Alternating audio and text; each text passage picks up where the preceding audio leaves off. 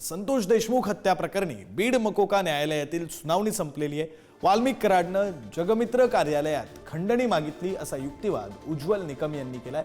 तर खंडणी प्रकरणाचा घटनाक्रम सरकारी वकील निकमांनी कोर्टासमोर मांडलेला आहे। खंडणी प्रकरणात वाल्मिक कराडचा सहभाग असल्याचा युक्तिवाद निकमांनी केलाय। तर सुदर्शन घुले गँगचा लीडर आहे का असा सवाल विचारत वाल्मिक कराडच्या सांगण्यावरून खंडणी मागितली असा सवाल निकमांनी विचारलेला आहे। वाल्मिकच्या आवाजाचे नमुने तपासले आहेत, आवाज ओळखण्यात आलाय अशीही माहिती निकम यांनी दिली। तर 29 नोव्हेंबरला खंडणी प्रकरणात बरंच काही घडलं असंही निकम म्हणाले। पुढची सुनावणी 10 एप्रिलला आता होणार आहे।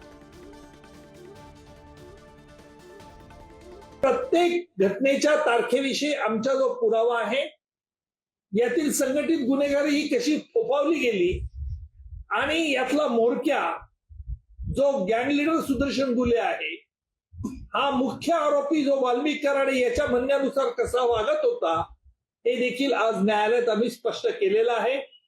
आरोपींना सगळी कागदपत्र त्यांना जी हवी होती ती देण्यात आलेली आहेत। 10 एप्रिलला आरोपी तर्फे आम्ही कोर्टाला एक चार्ज देऊ की न्यायालयाने यांच्यावर कोणकोणते गुन्हे हे करावेत।